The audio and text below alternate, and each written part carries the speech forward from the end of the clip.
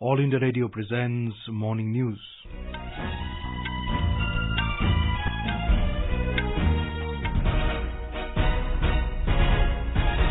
Good morning, I'm Abhishek Mukhopadhyay. The headlines. India and Singapore agree to strengthen defence cooperation. Lok Sabha discusses air pollution in Delhi. Members across party lines urge government to take effective steps to address the menace. Parliament passes Jallianwala Bagh National Memorial Amendment Bill 2019.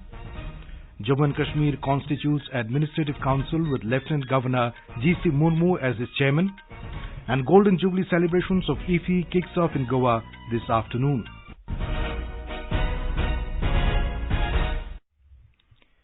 India and Singapore have decided to strengthen bilateral defence cooperation and take it to greater heights. That decision was taken in a meeting between Defence Minister Rajnath Singh and Singapore Deputy Prime Minister Heng Swee Keat in Singapore yesterday. Mr. Singh expressed satisfaction at the increasing engagement of the armed forces of both the countries in conducting joint exercises. Mr. Singh stressed that for India, the Indo-Pacific means an open, inclusive and stable region connected through secure seas, integrated by trade and anchored by the unity and centrality of ASEAN. The Defence Minister will co-chair the 4th India-Singapore Defence Ministers Dialogue today before concluding his 2-day visit. Lok Sabha members cutting across party lines have called for integrated action by the government to deal with the menace of air pollution. Most of the members said vehicles, dust, construction and industries, power plants too are responsible for poor air quality, and farmers of the neighbouring states of Delhi should not be blamed alone. They demanded that the centre as well as the states should take tough measures to deal with the menace as air pollution was not only impacting Delhi but also various other cities of the country. BJP MP Gautam Gambhir from East Delhi constituency said the Ghazipur landfill is a big menace and merely penalizing farmers will not solve the issue. When I talk about the change on the ground, I would like to highlight the biggest source of pollution in my constituency, which is Ghazipur landfill. Solving this has been my biggest priority. We have started working on the grassroots level.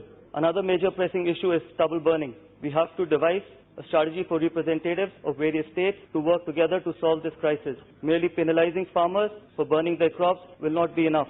We have to start exploring innovative ways like moving the sowing and harvest season so that they do not coincide with the advent of winters. Manish Tiwari of the Congress said small farmers should not alone be blamed for the present situation. Delhi की आबो हवा है वो इतनी ज्यादा प्रदूषित हो जाती है, इतना ज्यादा धुआं हो जाता है कि लोग हवा की जगह जहरीली गैस की सांस लें। और ये कोई प्रतिपक्ष और विपक्ष का मुद्दा नहीं, जैसे मैंने पहले कहा कि ये दलगत सियासत से ऊपर उठ के देखने का मुद्दा है। TMC MP Kakoli Ghosh Dostidar suggested that the government should initiate a movement Swachh Hava on the lines of Swachh Bharat. Parliament has passed the Jallianwala Bagh National Memorial Amendment Bill 2019. Rajya Sabha approved the bill yesterday while Lok Sabha had passed it in the last session. The bill seeks to amend the Jallianwala Bagh National Memorial Act 1951. It has a provision to remove the President of the Congress Party as a trustee and clarifies that when there is no leader of the opposition in the Lok Sabha, the leader of the single largest opposition party will be the trustee. The bill also allows the central government to terminate the term of a nominated trustee before the expiry of the period of his term without assigning any reason. Replying to the discussion on the bill, Culture Minister Prahlad Patel said the government's intention is to build a memorial so that the sacrifice of martyrs is remembered by generations to come. The Rajya Sabha has taken up the Surrogacy Regulation Bill 2019 for consideration and passing. The bill prohibits commercial surrogacy but allows altruistic surrogacy. Its provisions include establishing the National Surrogacy Board, State Surrogacy Board, and appointment of appropriate authorities for the regulation of practice and process of surrogacy.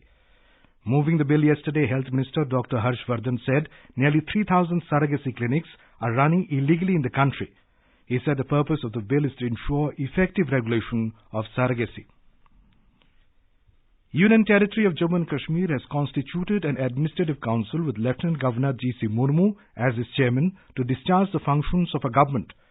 A government order issued by the General Administration Department yesterday said the Chief Secretary shall function as Secretary to the Administrative Council. Our correspondent reports that Mr. Murmu's 2 advisors were yesterday assigned the charge of different government departments. Apart from the advisors, the Chief Secretary, Secretary GAD and other administrative secretaries shall exercise the powers of ministers in various matters. The cases which shall be brought before the Cabinet of New Union Territory will be matters involving legislation, including the issues of ordinances, proposals to summon or prorogue or dissolve the legislature of the state, etc. Meanwhile, Lieutenant Governor G.C. Murmu yesterday allocated portfolios to his two advisors, K.K. Sharma and Farooq Khan. However, LG has retained most of the important departments, including General Administration, Home and Finance. R.K. Rana, AR News, Jammu. Jammu and Kashmir Director General of Police Dilbagh Singh has said that the proxy war thrust upon people of the Union Territory from the Pakistan has not come to an end. Addressing the police darbars at Gandarbal and Handwara, Mr. Singh said police and other security forces are continuously fighting it for the security and integrity of the nation. This is All India Radio giving you the news. For quick news updates, visit our News on AIR app and follow us on Twitter at AIR News Alerts. You can also visit our website www.newsonair.com. India's biggest cinematic event, International Film Festival of India, IFFI, will kick off in Goa today. India's biggest film festival, IFFI 2019, the Golden Jubilee of India's International Film Festival. Join us on All India Radio News for all about IFFI at 50.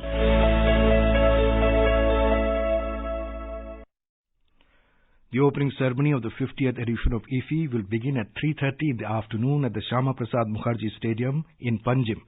Governor of Goa, Satyapal Malik, Union Ministers Prakash Javadekar and Shripad Naik will grace the occasion. Goa Chief Minister Pramod Sawant and other state officials will be representing the host state. A report from our correspondent.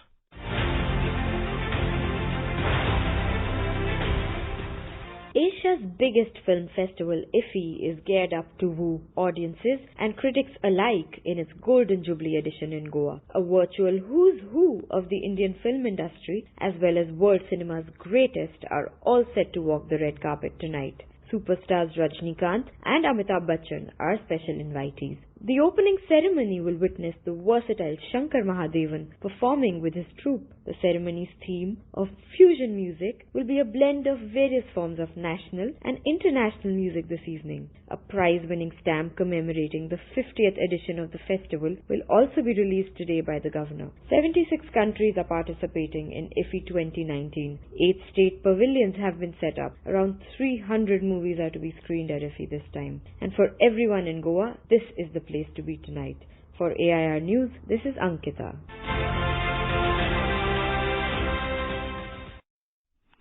Now let us go live to Ankita in Goa for update on the preparations for the festival. Ankita, how is the atmosphere in Goa before the opening ceremony? Abhishek, the atmosphere here in Goa is absolutely electric, and the entire city seems to be preparing for the IFFI celebration. Delegates have started pouring in since yesterday, and they've collected their passes and they came. Security arrangements have also been put in place now, and preparations for the opening, today's opening, are in full swing.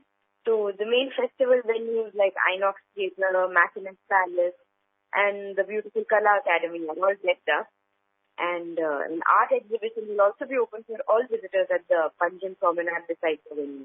Abhishek? Right. Ankita, how many delegates are expected to attend the festival?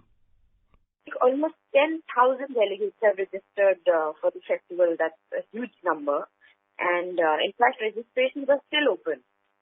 So we are expecting many more now. And more films, more master classes are lined up to them. The Entertainment Society, in fact, they've organized the free auto rickshaw shuttles and buses to ferry the delegates from one venue to another. And a helpline has also been set up in case they need any assistance. So this edition of the festival, I think, will be one of the most exciting for the delegates. Back to you, Abhishek. Thank you, Ankita, for that update. During the opening ceremony, Rajnikant will be conferred with the special icon of Golden Jubilee Award. Amitabh Bachchan's films, including Sholay, will be screened throughout the festival. A 7-minute film on former Defence Minister and Goa Chief Minister, late Manohar Parrikar, will also be screened at the inauguration. celebrated French actor Isabelle Huppert will be conferred with a Lifetime Achievement Award. In its Golden Jubilee year, the festival will also screen 50 films by 50 female filmmakers to acknowledge the contribution of women in cinema. The 50th edition of IFFI will have a special section on Goa, under which 7 local films would be screened. President Ramnath Kovind, who is on a 2-day visit to Kerala, will present the prestigious President's Colour to the Indian Naval Academy at Ezimala in Kannur this morning. President's Colour is a visible symbol of excellence and is earned through worthy contribution both during war and peace. A special parade will be held at INA honouring the President. The Election Commission, headed by Chief Election Commissioner Sunil Arora, will visit Ranchi today and interact with various stakeholders in the upcoming Jharkhand Assembly elections as part of his review of the state's poll preparedness. Mr. Arora, along with Election Commissioner Ashok Lavasa, will hold meetings with civil administration and police officials, besides various parties' leaders, to take stock of the state's poll readiness. Tomorrow, the Election Commission will hold meeting with other enforcement agencies, along with Chief Secretary and DGP of the state. The 5-phase Jharkhand Assembly election will conclude with counting of votes on 23rd December. Stalemate over government formation in Maharashtra continues even after almost a month since the election results were announced. Now, although Shiv Sena, Congress and NCP are in talks to form an alternative government, there is no clear-cut arrangement has emerged till date. Meanwhile, senior leaders of the Congress and the Nationalist Congress Party, NCP, are expected to meet today in New Delhi to firm up a stand and hammer out the issues on forming a government with the Shiv Sena. India has announced a slew of exemptions for foreigners seeking medical treatment in India following the implementation of a liberalized medical visa policy.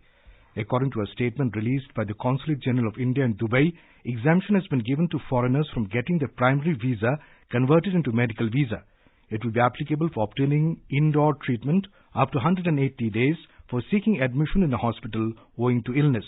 Treatment of diseases which require organ transplant shall, however, be permitted only on a medical visa. Indian football team has been virtually knocked out of the 2022 World Cup qualifying round after losing 0-1 to Oman in Muscat last night. Mohsen Al-Ghassani scored the all-important goal in the 33rd minute at the Sultan Qaboos Sports Complex Stadium as Oman beat India for the second time in the campaign. Oman had defeated India 2-1 in the first leg in September in Guwahati. With just 3 points from 5 matches, India still remain at the 4th spot in the Group E table, headed by Asian champions Qatar, who have 13 points from 5 matches. Oman are at 2nd spot with 12 points. The Indian team is, however, still in the hunt for a 3rd round berth for the 2023 Asian Cup qualifiers. And now, for an overview of today's newspapers, it's over to Anuja Kumar. Thank you, Abhishek. The Times of India headlines: MPs take pro-farmer stand during pollution debate in Lok Sabha, adding, ask government to give incentives to end stubble burning. RSS urges centre to focus on rural economy in next budget, informs Hindustan Times. 3 Northeast Inner Line states may be out of Citizen Amendment Bill purview, speculates the Asian Age. India to host first counter-terror exercise for Quad countries, including India, the US, Japan and Australia, states the Tribune. Hyderabad techie, MP farmer, held in Pakistan for illegal entry, writes the Hindu, adding, software engineer aimed to go to Turkey to meet girlfriend. AIMS Trauma Centre to get rooftop helipad after decade-long wait, says Hindustan Times. Jio joins peers to raise tariffs, informs the Financial Express. Rising sea threatens watery grave for Indian coastal cities. Well, the Pioneer Express is concerned that from 2003 to 2013, the sea level along the Indian coast rose at a rate of 6.1 millimeter per year. And with that, it's back to you, Abhishek. Thank you, Anuja. And now, before we end the bulletin, the headlines once again. India and Singapore agree to strengthen defence cooperation. Lok Sabha discusses air pollution in Delhi. Members across party lines urge government to take effective steps to address the menace. Parliament passes Jallianwala Bagh National Memorial Amendment Bill 2019. Jammu and Kashmir constitutes Administrative Council with Lieutenant Governor G.C. Murmu as its chairman. And Golden Jubilee celebrations of IFFI kicks off in Goa this afternoon. And with that, we end the morning news. Have a nice day.